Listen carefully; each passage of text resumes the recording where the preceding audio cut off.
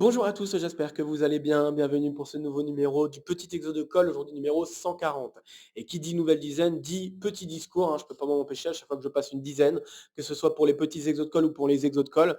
Alors comme l'exo de colle numéro 140 va suivre très peu de temps après ce petit exo de colle, je pense que je ne ferai pas de discours pour l'exo de colle numéro 140, d'autant plus que la résolution de cet exo de colle qui suivra va être assez longue et assez technique, donc je pense que c'est mieux que je ne fasse pas de discours pour l'exo de colle mais que j'en fasse un quand même parce que je me sens à chaque fois obligé de le faire, à chaque fois je gagne en émotion comme j'ai dit.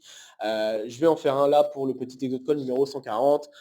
Même si la résolution est un peu technique, elle ne va pas être très longue, donc bah, je me permets de le faire.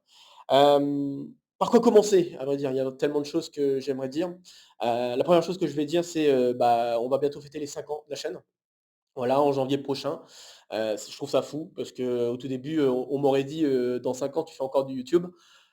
J'aurais rigolé au nez, j'aurais absolument pas cru ça, et c'est fou, à quel point, je pense avoir fait preuve d'abnégation sur tout ça, puisque au tout début, j'avais déjà, en tête un objectif de former une jolie banque d'exercices, pour, les classes préparatoires grandes écoles et pour des niveaux supérieurs, hein, parce que j'en doute pas, les exercices que je propose, sont des exercices tellement souvent très poussés, donc bah, ça permet également à des élèves, de niveau supérieur aux classes préparatoires de faire de la révision, de réapprendre des choses, peut-être de redécouvrir des choses ou de découvrir des choses. Voilà, et puis pour les gens qui préparent l'agrégation, le CAPES, ça fait vraiment un très bon complément. Enfin j'espère en tout cas. En tout cas de tout ce que j'ai pu entendre, des échanges par mail, par message, tout ça, tout ça. Bref, on m'aurait dit, 5 ans après, que je serais encore en train de faire du YouTube. Ouais, je j'y aurais absolument pas cru. Surtout qu'au tout début, je ne pensais absolument pas que, ça aurait pris autant de temps, de former cette banque d'exercices, pour les classes préparatoires. Je pensais que ça aurait été un peu plus simple que ça et ben finalement, c'est faux, complètement faux. Ça prend énormément de temps à préparer et puis il faut se donner beaucoup de temps également pour faire les enregistrements et puis pour, préparer un petit peu au moins les présentations des exercices, tout ça, tout ça. Pas mal de répétitions d'ailleurs, puisque vous le voyez pas, mais à chaque fois, je me sens obligé de répéter, de re-répéter, de re-répéter, ce que j'aimerais dire pour introduire l'exercice. Généralement, dès que je me lance dans la résolution, ça veut dire que j'ai réussi. J'ai réussi mon introduction et je suis très content de cela. Et c'est marrant parce que c'est peut-être une des premières fois, je sais même pas si j'en ai déjà parlé avant, mais j'ai l'impression que c'est une des premières fois que je le dis.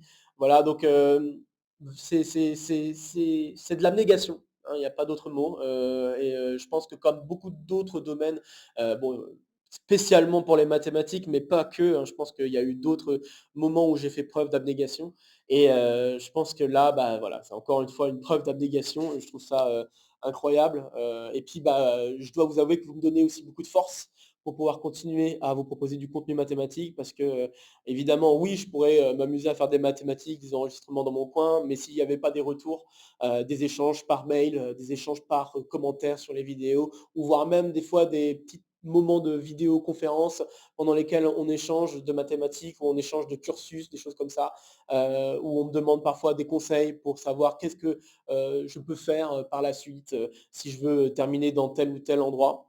Bref, voilà, ça fait vraiment plaisir de voir, l'intérêt toujours plus grandissant que vous portez à la chaîne. Des gens qui sont là depuis, quasiment le tout début, qui envoient des commentaires de temps en temps, ou des gens qui, viennent tout juste de découvrir la chaîne. Ça fait vraiment plaisir à voir. Bref, que ce soit des gens qui, ont entendu parler de moi grâce à des camarades qui ont vu des vidéos de ce format-là, que ce soit Exocol, petit Exocol, ou voire même les nouveaux formats, hein, puisque oui, en effet, en 5 ans, j'ai pu développer d'autres formats vidéo dans lesquels je parle aussi de mathématiques, soit directement par rapport à ma vie, soit par rapport à la recherche que j'effectue et parler de mathématiques qui sont un peu hors cadre par rapport à ce qu'on peut faire en classe, donc que ce soit en classe préparatoire, grandes écoles ou que ce soit pour autre chose. Bref, voilà, ça fait vraiment plaisir de voir une communauté pardon, aussi grande, j'ai envie de dire aussi soudée également, voilà. Bientôt on va atteindre les 5 000 abonnés, mine de rien. Je trouve que c'est pas, négligeable pour, des mathématiques aussi poussées que je propose, sur, YouTube. Je pense que c'est pas négligeable du tout. Bref, voilà, merci encore pour l'intérêt donc, que vous portez à la chaîne, pourvu que ça dure, voilà. Et je tiens à le redire, même si je l'ai déjà dit, mais bon voilà, vous savez la pédagogie c'est aussi fait de répétitions et puis je suis vieux, je radote, voilà. Bon vous me direz 30 ans c'est pas si vieux peut-être, mais voilà, je radote. Je me permets de rappeler que c'est pas parce qu'on va passer la barre des 300 exercices que les exos de colle et les petits exos de colle vont complètement disparaître. C'est pas vrai. Il est possible que le rythme diminue, le rythme de sortie de ces vidéos diminue, mais il y aura toujours de sorties de vidéos d'exos de colle ou petits exos de colle. Il y a toujours plein d'exercices que j'aimerais vous proposer. J'étais très heureux et je suis toujours très heureux de pouvoir sortir un énorme classeur d'exercices que j'ai dans mon coin et de rechercher un peu des exercices dans ce classeur, ou voire même de chercher des exercices sur le net ou des trucs comme ça, parce que parfois vous avez des propositions très pertinentes d'exercices qui peuvent être bons à faire sur la chaîne. Et donc je me fais un plaisir de les mentionner d'ailleurs quand ce sont des exercices qui sont proposés par vous-même. Vous l'aurez déjà noté. Bref, voilà, je vais peut-être faire pas beaucoup plus long que ça. Je tenais juste encore une fois à vous remercier pour tout ça, pour cette aventure sur YouTube qui continue et j'ose espérer qu'il continuera encore un certain bout de temps. Bon, je ne sais pas jusqu'à combien de temps, mais en tout cas, on va faire en sorte que ça tienne le plus longtemps possible, tant que cette flamme m'anime et que j'arrive aussi à allumer cette flamme en vous, cette envie d'en apprendre toujours plus, de vous laisser porter par votre curiosité, de vous donner envie de vous laisser porter par cette curiosité qui pourrait vous animer par rapport à une notion dont je pourrais parler, que ce soit à travers un exercice ou à travers de la recherche. Bref, voilà, j'espère pouvoir allumer une flamme de passion mathématique parmi les gens qui regarderont cette vidéo et donc parmi vous.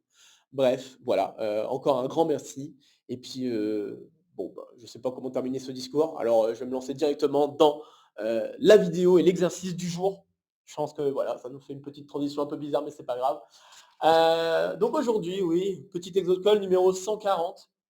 Et bah, pour cet exercice, on va attaquer un exercice qui va entremêler arithmétique et combinatoire, un exercice assez joli, je trouve. Et bah, on va maintenant lire l'énoncé de cet exercice. Pour n un entier naturel non nul, on va noter Qn, le nombre de quotients différents que nous pouvons obtenir via des divisions euclidiennes de n par des entiers naturels non nuls. Bon, alors je peux comprendre que cette phrase ne soit pas forcément très claire, mais on va faire des exemples, ne vous en faites pas. La question que je vous pose est donc de déterminer un équivalent simple de Qn quand n tend vers l'infini. Ok. Alors, avant de me lancer à faire un petit exemple juste pour illustrer ce qu'on entend par ce nombre Qn, je me permets de préciser que cet exercice est tiré, ou en tout cas légèrement modifié, mais tiré d'un exercice qui a été proposé en colle à Louis le Grand, donc le fameux LLG, fameuse école de classe préparatoire bien reconnue en France, hein. Je pense que beaucoup de gens en prépa, si ce n'est tous les gens en prépa, ont déjà entendu parler de Louis le Grand, notamment pour le niveau que demande, qui est demandé aux étudiants qui sont à Louis-le-Grand. Voilà. Bref, je trouve que cet exercice est très intéressant, notamment pour pousser un peu à l'intuition. Et j'ai envie de dire, cet exercice va ouvrir peut-être un peu une série d'exercices que j'avais plus ou moins mis de côté au début, mais que bon bah avec les niveaux d'exercices que j'ai proposés, que j'ai pu proposer, pardon, hein, je commence à bafouiller, que j'ai pu proposer jusqu'à maintenant, je pense que je peux me permettre de vous pousser toujours plus dans vos retranchements et aller chercher des exercices que j'avais vraiment de côté et qui sont des exercices que j'avais tirés donc justement de certains exos de colle que j'ai pu voir posé à Louis le Grand. Donc bah, voilà, donc ça c'est un premier exemple d'exercice. Et il y en aura d'autres qui vont sortir, qui vont être tirés d'exos de colle qui sont tombés à Louis le Grand. Bref, cet exercice est un exercice qui peut très bien s'attaquer en première année de classe préparatoire. Voilà, ça je le dis aussi parce qu'il n'y a pas besoin d'avoir beaucoup de connaissances là pour attaquer cet exercice, essentiellement des connaissances d'arithmétique, puisque là on va parler de quotient, de division euclidienne, et puis bon bien sûr quelques petites connaissances sur les suites parce que bah, là il va falloir aussi déterminer cet équivalent simple. Donc il faut savoir faire ce genre de manipulation. Bref, bon bah on va faire un exemple. Je pense que ça ne sera pas de refus, voire même on va faire deux exemples. Et puis une fois qu'on aura fait ces deux exemples, eh bien, je vous laisserai un peu de temps pour réfléchir davantage et essayer de trouver quel type d'équivalent simple on pourrait obtenir et essayer de prouver que nous avons bien cet équivalent-là comme équivalent simple. Bref, alors commençons par un petit exemple, on va prendre n égale 7. Alors pour n égale 7, donc là ce qui est demandé c'est de faire des divisions euclidiennes de 7 par tous les entiers naturels et de regarder les différentes valeurs de quotient qu'on peut obtenir. Alors si je divise par 1, bon bah je pense que c'est assez clair, le quotient sera égal à 7. Donc on peut avoir comme quotient 7. Si je divise par 2, Bon, bah, on voit que la division euclidienne de 7 par 2, ça nous fait donc 2 fois 3 plus 1. Donc ça veut dire que le quotient ici, ça sera 3 et donc on peut aussi avoir comme valeur 3. OK? Donc là, c'est en divisant le premier c'est en divisant par 1, le deuxième c'est en divisant par 2. Ensuite, si je divise par 3, bon, bah, encore une fois, on a 3 fois 2 plus 1 qui apparaît et cette fois-ci, le quotient vaut 2. Donc là, je vais avoir 2, là, en divisant par 3. Et puis après, je pourrais diviser par 4. Donc 4, bah, c'est 4 fois 1 plus 3. Donc là, le quotient, ça sera égal à 1. OK, donc là, en divisant par 4. Si vous vous amusez à diviser par 5, par 6 et par 7, vous obtiendrez également le même quotient. Et puis si vous prenez un entier plus grand, donc si vous prenez 8 par exemple, eh bien vous allez obtenir comme division euclidienne 8 fois 0 plus 7. Et du coup, bah, le quotient, ça sera 0. Et c'est tout, hein, parce que bon, après, vous divisez donc par n'importe quelle valeur plus grand strict à 7 et vous allez vous retrouver comme quotient, avec comme quotient 0. Donc voilà, ça veut dire alors que Q7 est égal à 5. OK. Alors, vous pouvez faire la même chose pour n égale 10. Pas 10, 100. Je vais prendre n égale 100. Alors je prends n égale 100 parce que c'est très bien. Là, l'idée, c'est de trouver un équivalent simple. Donc c'est très bien de faire un exemple un peu plus gros, même si ça va demander un peu plus de calcul. Donc bon, là, je vais tricher un petit peu, je vais regarder mes notes juste pour voir tous les nombres qu'on va obtenir. Mais je vous invite fortement à le faire un peu par vous-même pour voir quels sont les nombres, tous les nombres qu'on peut obtenir. Et donc encore une fois, ce qui nous intéresse, ce sont tous les quotients. Donc tous les nombres qu'on peut obtenir, eh bien, on peut obtenir 100, 50, 33, 25, 20, 16, 14. Et après, je peux avoir tous les nombres de 12. Je ne vais pas tous les écrire, de 12 à 0. Voilà. Donc voilà tous les quotients qu'on peut obtenir. Donc celui-là, c'est en divisant par 1, en divisant par 2, en divisant par 3, divisant par 4, divisant par 5, divisant par 6, 7, 8. Et puis après, bon, bah, on peut avoir plusieurs valeurs qui nous donnent le même quotient. Bref, bah, on arrive à obtenir donc tous les entiers qui vont apparaître et bah, en les comptant tous, on se retrouve avec Q100 qui est égal à 20. Voilà, donc en espérant qu'avec ces exemples, cela vous permette de mieux comprendre l'énoncé de l'exercice. Et bon, bah, maintenant que j'ai fait ça, je pense que je peux vous inviter à faire une pause sur la vidéo pour essayer d'abord d'avoir une bonne idée de quel pourrait être l'équivalent simple qu'il faudrait trouver pour notre nombre Qn. Et puis ensuite d'essayer de prouver que l'équivalent que vous pensez être vrai, bah, est bien vrai. Donc voilà, je vous invite à nouveau à faire une pause sur la vidéo pour, enfin même pas à nouveau, juste faire une pause, hein, il n'y a pas besoin de dire à nouveau. Donc je vous invite à faire une pause sur la vidéo pour essayer de résoudre cet exercice par vous-même avant que je ne dise quoi que ce soit d'autre. Ok, alors on est parti pour une résolution. Alors avec les deux exemples que je vous ai donnés, notamment le deuxième exemple, vous pouvez avoir un bon guess de l'équivalent que vous pourriez trouver. Car en effet, 20 par rapport à 100, c'est pas trop n'importe quoi. 20, bah, ça peut se voir un peu comme 2 fois 10. Et vous noterez qu'on a bien obtenu tous les nombres entre 10 et 0. Donc tous les nombres en dessous de la racine carrée de 10 ont été obtenus. C'est un peu la même chose ici pour 7 d'ailleurs. Bon, même si c'est plus petit, si vous prenez la racine carrée de 7, qui va donner quelque chose comme 2, on n'espère pas dire de bêtises, oui c'est ça, 2, quelque chose, bon, bah, vous avez obtenu tous les nombres qui vont de la racine carrée de 7, la partie entière de la racine carrée de 7 vers 0. Bah là c'est pareil. Vous obtenez tous les nombres qui vont de la racine carrée de 7 vers 0. Donc là, a priori, bah, vous avez un truc qui semble, un petit pattern qui semble se dessiner, qui est d'avoir tous les entiers qui vont de 10, donc de la racine carrée de n vers 0. Et vous avez également, bah, avant cela, a priori, le nombre d'éléments qui correspond à la racine carrée. Donc on pourrait penser à se dire, oui, bah, on pourrait avoir racine carrée de n fois racine carrée de n, et après tout ce qui va compter, ça va être de prendre, à chaque fois qu'on a une multiplication qui donne n, de prendre bah, le plus grand des deux. Et en prenant le plus grand des deux, ça peut nous donner lieu aux différents quotients que l'on pourrait obtenir. Voilà, grosso modo, hein, je dis ça vraiment très grosso modo parce que bah, 33, ça ne marche pas. Hein. On ne peut pas dire un entier fois 33 va donner 100. Ça ne marche pas, bien évidemment.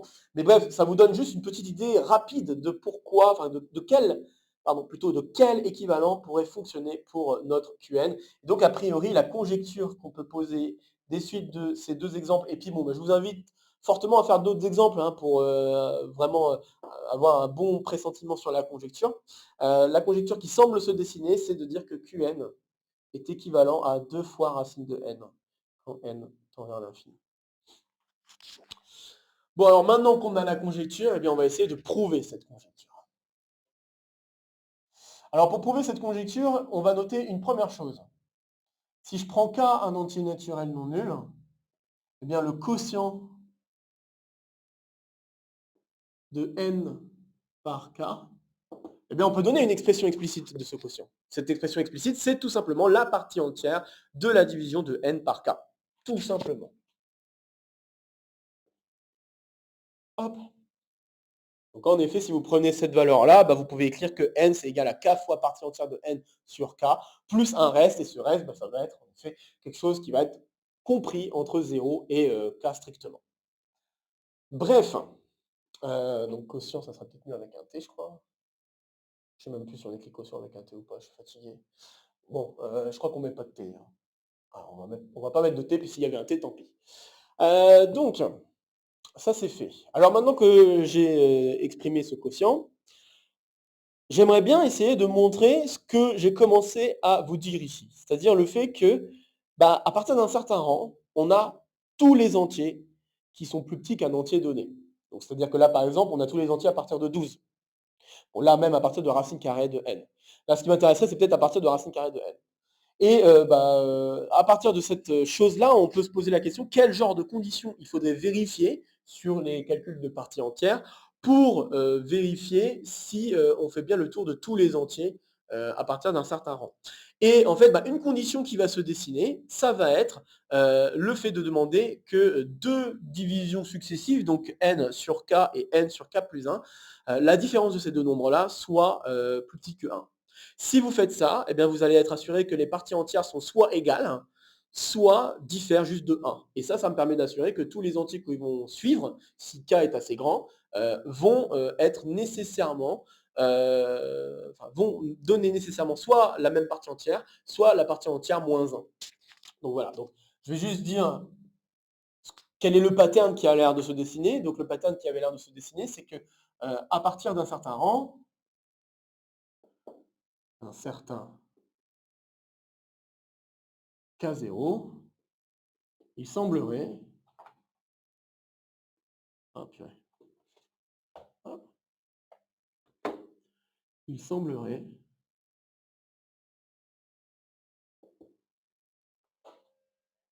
que, disons pour tout entier L dans l'intervalle n sur K0 partie entière jusqu'à 0, il existe un K tel que, eh bien, L est égal à partie entière de n sur K. C'est-à-dire que tous les entiers dans un certain intervalle fixé, à partir de ce K0, tous les entiers vont pouvoir s'écrire comme un quotient d'une division euclidienne de n par K, par un certain K. Bon, alors maintenant qu'on a fait cette observation, et cette observation, apparemment, ce qui semble marcher, ça serait de dire que K0 est peut-être partie entière de racine de n. Quelque chose comme ça. Alors voyons d'un peu plus près ce qui se passe. Alors si on regarde d'un peu plus près ce qui se passe, on peut écrire une équation, donc comme j'ai dit, pour que cela se produise,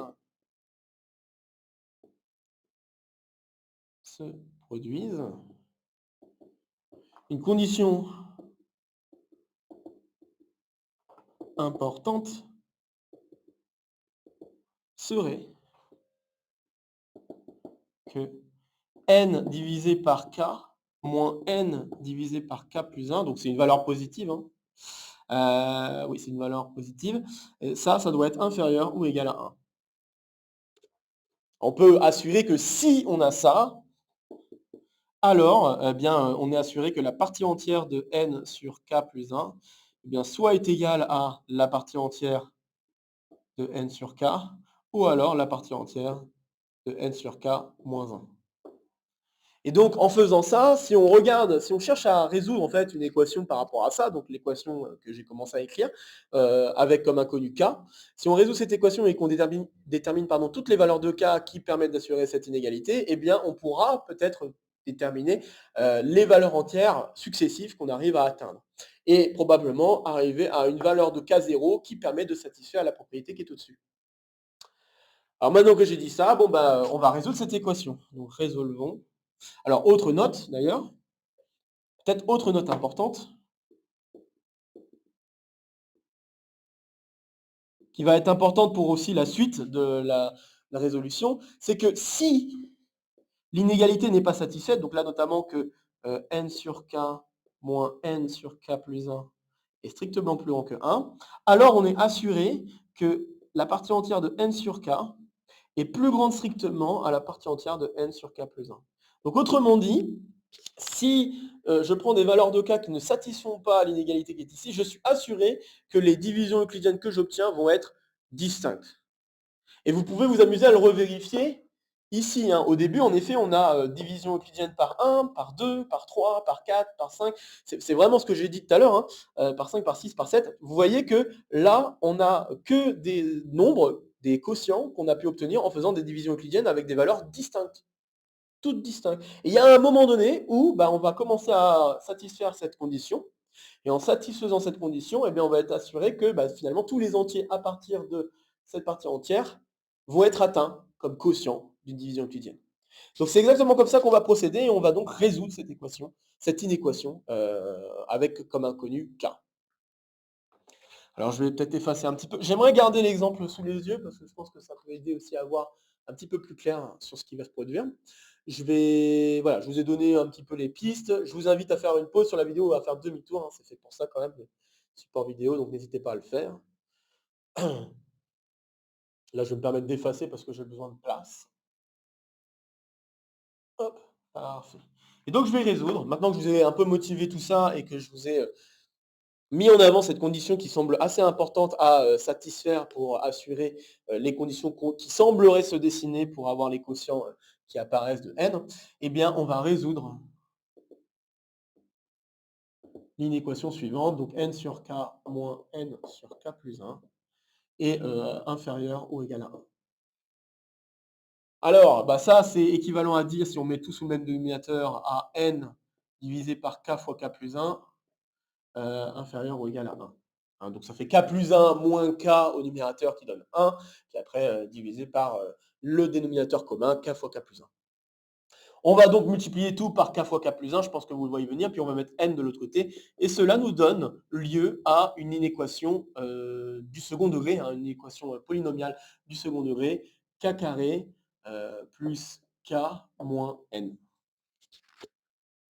Bon voilà, un polynôme du second degré, normalement on sait y faire, alors c'est parti, on va calculer un delta. Delta ici égale b carré, donc 1 au carré moins, et du coup plus, parce qu'il y a un moins ici, 4 fois 1 fois n, donc 4n. Ce delta, il est positif strict, on est content, puisque n est un entier naturel non nul. Et bon bah maintenant avec ça, on a donc deux solutions, soit k qui est égal à moins b, et donc moins 1 plus racine de 1 plus 4n sur 2, ou alors k qui est égal à... Ça, c'est pour les racines, hein, bien sûr. K qui est égal à moins 1 moins racine de 1 plus 4n sur 2. Bon, je pense qu'il est assez clair que l'entier qui est ici est négatif, d'accord, et que l'entier qui est ici, bah, lui, il est positif, hein, puisque là, ce qu'il y a dans la racine est plus grand que 1. Voilà. Donc il n'y a pas de problème, l'autre est positif. Positif ou nul éventuellement. Ah non, n est non nul, donc non, ça ne peut pas être nul. Bref, donc voilà, on se retrouve avec ça, on est content. Et bon, bah, on a un polynôme du second degré, le coefficient dominant est positif, donc je pourrais faire un tableau de signes, mais je ne vais pas le faire, je vais directement donner la conclusion. Comme les entiers k qu'on considère sont des entiers positifs, je vais... donc normalement, la conclusion sur les signes, c'est que je devrais avoir, pour que ce polynôme soit positif, soit k qui doit être plus petit que, je vais noter k1 et k2, soit k qui doit être plus petit que k2, soit k qui doit être plus grand que k1. Et donc, bah, ce qui va m'intéresser davantage, c'est être plus grand que K1. D'accord? Donc, C'est équivalent car le k est positif, positif ou nul d'ailleurs. C'est équivalent à dire alors que k doit être plus grand ou égal à k1, qui est donc égal à ce moins 1 plus racine de 1 plus 4n sur 2. Donc K1 qui n'est pas a priori un entier, hein, d'ailleurs. Je vais l'appeler alpha n, parce que ça dépend de n maintenant. Donc je vais l'appeler alpha n, ce nombre qui n'est pas forcément un entier. Très bien, et donc maintenant que j'ai résolu ça, eh bien, je peux affirmer grâce aux motivations qui m'ont mené à ça, que, ainsi, l'ensemble des valeurs comprises entre la partie entière de n sur alpha n et 0, c'est inclus dans l'ensemble des divisions, donc des quotients qu'on peut obtenir avec k entier naturel non nul. Ok. Donc ça c'est cool, ça c'est une première chose qu'on peut constater. Et maintenant, deuxième chose qu'on peut constater, grâce à ce que j'avais dit, c'est que si on prend k plus petit que alpha, donc on peut même être un peu plus précis d'ailleurs, hein. Je vais même être un peu plus précis. Permettez-moi d'être un petit peu plus précis. Donc en fait c'est carrément égal à l'ensemble de ces trucs-là avec k plus grand que alpha n. Voilà. C'est carrément ça en fait, c'est carrément égal, puisque là on va faire le tour de tous les entiers qui se trouvent dans cet intervalle-là en faisant le tour de tous les quotients possibles. D'accord. Donc voilà, on va vraiment faire le tour de tous les entiers, puisque on peut avoir bien sûr plusieurs doublons, voire même plus que des doublons. Mais bref, il va y avoir plusieurs valeurs de k qui vont donner le même entier dans cet intervalle-là, mais qu'importe, là ce qui compte, c'est qu'on les compte qu'une seule fois. Donc on va avoir tous les entiers qui sont dans cet intervalle-là. Très bien. Et maintenant, grâce à ce que j'avais fait comme remarque tantôt, on peut aussi dire, puisque c'est des équivalences, donc par équivalence, on peut aussi noter que pour tout, voilà, que le nombre d'éléments, on va dire ça comme ça, que le nombre d'éléments qui se trouvent être des quotients avec k plus petit strict à alpha n, eh bien ça va être exactement égal, puisque toutes les valeurs sont distinctes,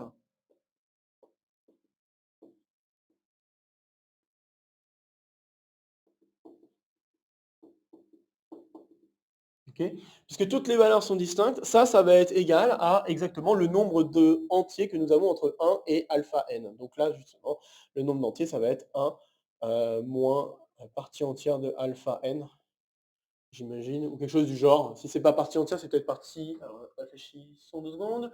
Si alpha n est un entier, ouais, donc du coup, il faut que je prenne la partie entière, j'imagine, supérieure. Voilà. Donc la notation que je prends ici, c'est pour dire que je prends la partie entière supérieure de alpha n. J'imagine que c'est ça qu'il faut que je fasse. Donc si je prends les entiers qui sont par exemple compris entre 1 et 3, mais 3 strictement, je me retrouve avec 2. Et 2, et 2. Alors je sais pas pourquoi j'ai fait ça déjà.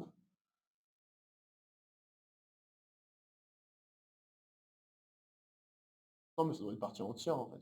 Je suis peut-être en train de me casser la tête pour pas grand chose. Ça doit être partie entière de alpha n moins 1 peut-être.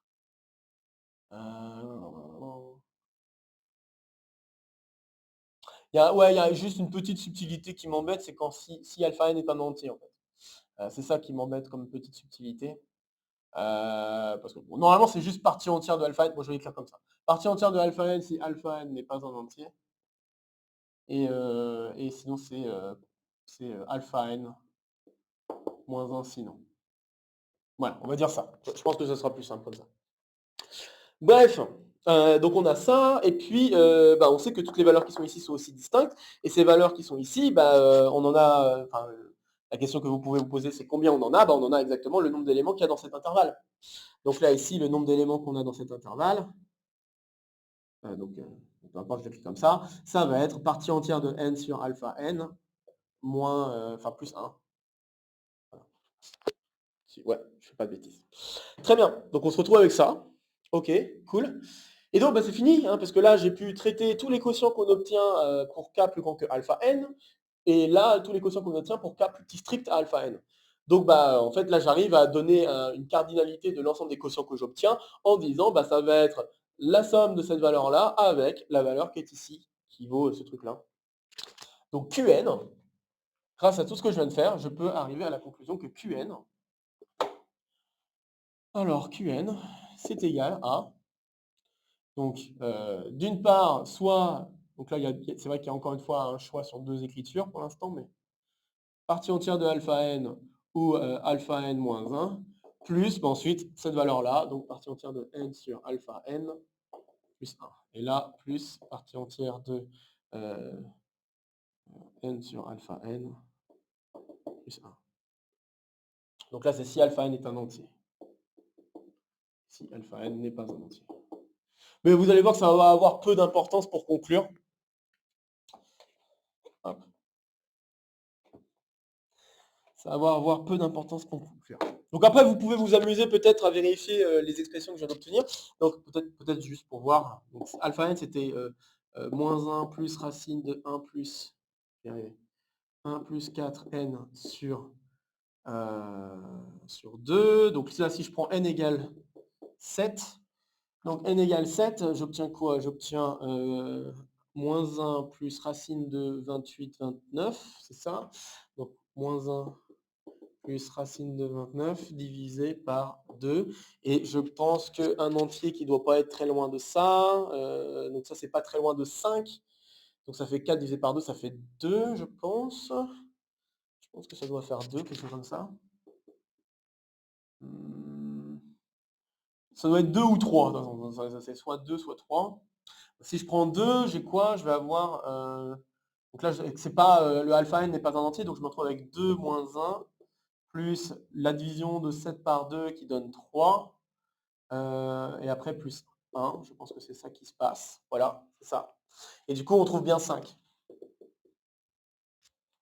D'accord? Donc là, pour l'exemple n égale 7, j'obtiens bien Q7 égale 5 grâce à la formule que j'ai écrite. Et puis si vous voulez vous amuser aussi, si je prends maintenant n égale 10, c'est juste pour, enfin, n égale 100, c'est juste pour vous montrer que j'ai pas fait de bêtises, hein, ça donne bien l'expression qu'il faut. Donc pour n égale 100, alors j'obtiens, donc si j'écris moins 1 plus racine de 401 divisé par 2. Donc 401, c'est pas loin de 400. 400, donc ça nous donne 20. 20 moins 1, ça fait 19. 20 moins 1, ça fait 19 divisé par 2. C'est comme si c'était 18 divisé par 2, ça fait 9,5. Donc j'imagine que on ne doit pas être très loin de 9 en partie entière, j'imagine. Donc j'ai mis égal 2, mais je pense que l'entier, hein, la partie entière de ce truc-là, c'est 2. Là, ici, je pense que la partie entière de ce truc-là, ça doit être 9. À vérifier, mais je pense que ça doit être 9. Et donc, si on a ça, ok, si on a ça, alors, j'essaie de ne pas faire de bêtises quand même. Donc si ça fait bien 9, on va vérifier est-ce que le résultat que j'ai écrit est correct. Donc j'ai 9 moins 1 plus partie entière de 100 divisé par 9. Donc 100 divisé par 9, donc ça y va combien de fois? Ça y va 11 fois, je crois. Donc plus 1. Ouais, bah c'est ça, ça marche. Donc là, la partie entière de 100 sur 9, ça fait 11. 99, c'est 9 fois 11. Voilà, juste pour vous confirmer. Bref, donc oui, tout va bien. Là, j'obtiens bien encore 20 pour Q100. Et là, j'ai Q7.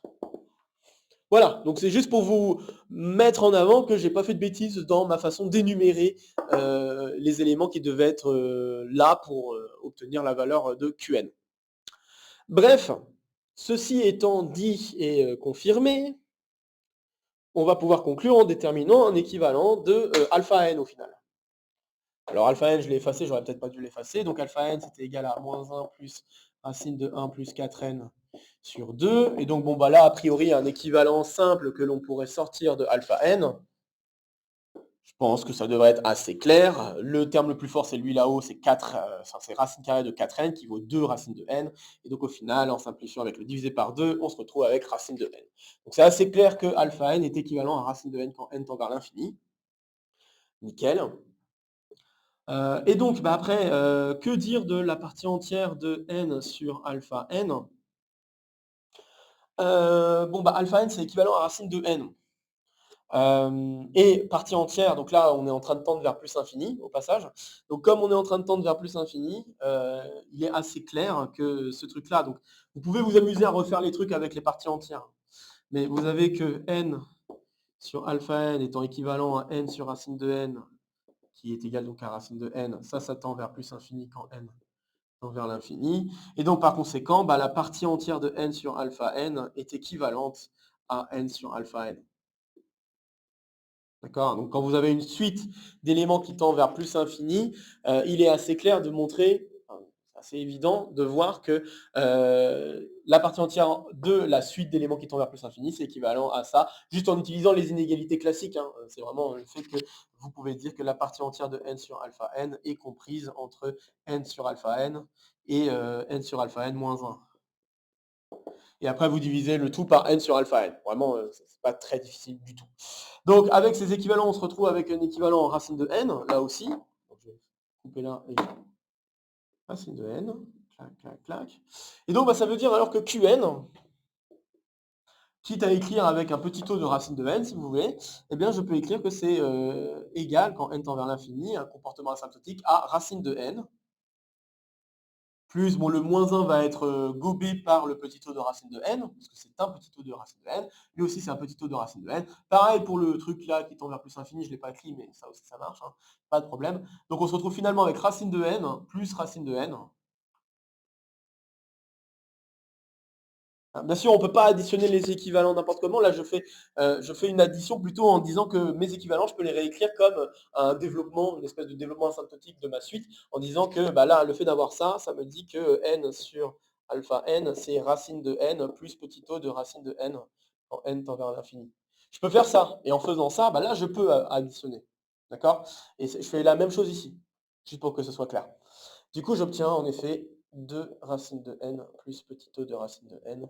Et donc c'est gagné, hein, on a alors montré que Qn est équivalent, quand n tend vers l'infini, à 2 racine de n, ce qui était notre guess de départ. Et ceci conclut la résolution de cet exercice. Donc voilà, ben, un très joli exercice pour lequel il faut se faire porter un peu par l'intuition. Et c'est ça que j'apprécie aussi dans la plupart des exercices un peu poussés, donc là, type exercice de colle LLG, mais même c'est vrai pour d'autres types d'exos de colle. Euh, J'aime beaucoup les exercices qui vous poussent à déjà faire quelques exemples pour comprendre de quoi il s'agit et essayer de voir à travers ces exemples un pattern et se laisser porter par ce pattern, voir si en effet ça se généralise et c'est exactement ce qui se produit ici. Donc en effet le pattern que nous avons commencé à avoir et la petite conjecture que nous avons commencé à avoir pour l'équivalent, eh bien ça semble être le bon équivalent et c'est finalement le bon équivalent à montrer et donc il fallait penser dans notre énumération à se dire, mais il y a un moment donné, on se retrouve avec tous les entiers à partir d'un certain rang. Comment cela est possible? Est-ce que c'est un pattern qu'on peut démontrer? Et en effet, on peut le démontrer en résolvant cette fameuse petite inéquation que je vous ai montrée, en disant bah, que se passe-t-il quand je prends deux entiers successifs pour lesquels je vais faire la division euclidienne de n par ces entiers. Bref, voilà, je trouve que c'est un très joli exercice. Alors je me permets aussi de mentionner que l'énoncé de l'exercice dont j'avais pris, enfin, dans lequel j'ai tiré l'exercice LLG, on vous explicitait à quoi devait être équivalent QN.